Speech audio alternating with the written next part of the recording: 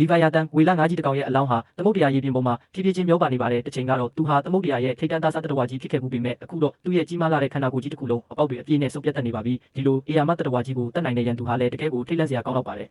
မကြခင်မှာပဲသွေးညီနှံတွေဟာပြန့်နှံ့သွားပါတော့တယ်ဂျိုသားပင်လယ်ကြားတဲ့အုပ်စုတစုဟာချက်ချင်းပဲလှုပ်ရှားလာကြပါတယ်ဒီအောက်ခြေအဆင့်အမဲလိုက်တတဝါလေးတွေဟာအနံ့ခံအာယုံအလွန်မင်းထက်မြက်ကြတာကြောင့်ဒီအလောင်းကောင်ကိုပထမဆုံးလာရောက်စားတော့ခွင့်ရခဲ့ကြတာပါပုံမှန်ဆိုရင်တော့လီဗာယာတန်ကြီးတစ်ကောင်နဲ့တွေ့တာနဲ့သူတို့မှထွက်ပြေးဖို့ပဲရှိတာပေါ့ဒါပေမဲ့အခုတော့သူတို့ဟာသမုတ်တရားရဲ့အရှင်သခင်ကြီးကိုအစာဖြစ်စားတော့ခွင့်ရနေကြပါပြီသူတို့ဟာဒဏ်ရာတွေကိုအယူမှုကြိုက်ခဲပဲစားကြပါတယ်ဒီအေယာမအလောင်းကြီးဟာတအုပ်စုလုံးကိုအစာအတွက်စိတ်ပူစရာမလိုပဲအကြာကြီးကျွေးမွေးထားနိုင်မှာပါဒါပေမဲ့သူတို့တွေဟာလီဗာယာတန်တွေရဲ့စီးလုံးမှုကိုရှော့တွက်ခဲ့ကြပါတယ်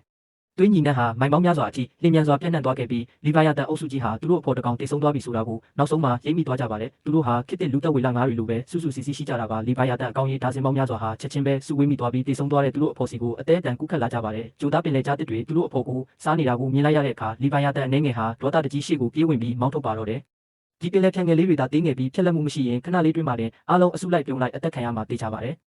ဂျိုသားပင်လေကြားတစ်တွေကိုမောင်းထုတ်ပြီးတဲ့နောက်လီဗာယာတန်အုပ်စုရဲ့ခေါင်းဆောင်ဟာသူ့ဖော်ရဲ့ခန္ဓာကိုယ်ပေါ်ကကြောက်မက်ဖွယ်တန်ရာတွေကိုကြည့်လိုက်ပါတယ်။ဒါဟာမကာလိုတွန်ရဲ့လက်ချက်ဆိုတာတန်တရားဖြစ်เสียရမလိုပါဘူး။ဒီဆိုးသွမ်းလာတဲ့တမိုင်းမတင်မိခေတ်ငါးမန်းကြီးဟာလည်းသမုတ်တရားရဲ့ထိတ်တန့်သားစားတရဝါကြီးတစ်ကောင်ဖြစ်ပါတယ်။အရွယ်ရောက်ပြီးသားကောင်တွေဟာအရှိပေ90ကျော်အထိကြီးထွားနိုင်ပြီးအလွန်မင်းအားပြင်းတဲ့မေးရိုးတွေရှိကြပါတယ်။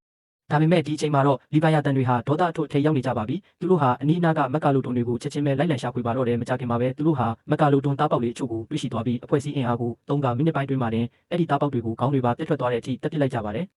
ဒါတင်ပဲလီဗာယာတန်တွေဟာအရှိန်မလျှော့ကြသေးပါဘူးသူတို့ဟာသူတို့အဖို့အတွက်ကလဲစားချီကိုအရွယ်ရောက်ပြီးသားမက်ကာလိုတွန်တကောင်ကိုပါနှိမ်နှင်းကျင်နေကြတာပါလိုက်လံရှာဖွေနေတော့မှပဲအရွယ်ရောက်ပြီးသားမက်ကာလိုတွန်ကြီးတကောင်ရုတ်တရက်ပေါ်လာပြီးလီဗာယာတန်တကောင်ရဲ့ဘိုက်ကိုအပြင်းလာတဲ့သွားတွေနဲ့ကိုက်ခဲလိုက်ပါတယ်သူ့ရဲ့အေယာမခန္ဓာကိုယ်ကိုကြည့်ချင်းအဖြစ်သူဟာအတန်မာဆုံးမက်ကာလိုတွန်တွေကတကောင်ဖြစ်မှာပါဒေါသချောင်းချောင်းထွက်နေတဲ့လီဗာယာတန်တွေဟာချက်ချင်းပဲနောက်ကနေလိုက်ပါတော့တဲ့အတိုက်ခိုက်ခံရမယ့်အကောင်ကြီးအများကြီးနဲ့ရင်ဆိုင်ရတဲ့အခါမက်ကာလိုတွန်ဟာသူ့ရဲ့သားကောင်ကိုလွတ်ပြီးရင်းနှက်ပိုင်းတွေကိုအသေးအတန်ထွက်ပြေးဖို့ကလွဲလို့တခြားရွေးချယ်စရာမရှိတော့ပါဘူးဒါပေမဲ့သူတို့အဖို့ရဲ့ကံကြမ္မာကိုမြင်လိုက်ရတဲ့လီဗာယာတန်တွေဟာလုံးဝကိုတွေးယူတွေးတန်းဖြစ်သွားကြပြီးမက်ကာလိုတွန်ကိုအရက်မျက်နှာအနှံ့ကနေဝိုင်းညက်ပိတ်ဆို့လိုက်ကြပါတယ်မကြခင်မှာပဲမက်ကာလိုတွန်ရဲ့အမိဟာကိုက်ဖြတ်ခြင်းခံလိုက်ရပါထွက်ပြေးဖို့မဖြစ်နိုင်တော့မှန်းသိသွားတဲ့အခါမက်ကာလိုတွန်ဟာလှည့်ပြီးပြန်လည်တိုက်ခိုက်ပါတော့တယ်သူ့ရဲ့ကြောက်မက်ဖွယ်ကောင်းလာတဲ့ကိုက်အားကိုသုံးပြီးတခြားလီဗာယာတန်တကောင်ကိုမေယိုနဲ့ပြင်းထန်စွာဟပ်လိုက်တဲ့အတွက်အဲ့ဒီလီဗာယာတန်ကြီးဟာချက်ချင်းပဲတိတ်ဆုံးသွားခဲ့ပါတယ်အဲ့ဒီရုံရင်းဆန်ခတ်ဖြစ်မှုကြားကနေမက်ကာလိုတွန်ထွက်ပြေးဖို့ကြိုးစားပေမဲ့လီဗာယာတန်တွေရဲ့ဝိုင်းရပိတ်ဆို့ခြင်းကိုနောက်တစ်ကြိမ်ပြန်ခံလိုက်ရပါတယ်ရှေ့ကလီဗာယာတန်တွေကသူ့ရဲ့အရှိန်ကိုနှိမ့်ကွေးအောင်လှုပ်ထားပြီးနောက်ကလီဗာယာတန်တွေကတော့တရားဆက်ကိုက်ခဲနေကြပါတယ်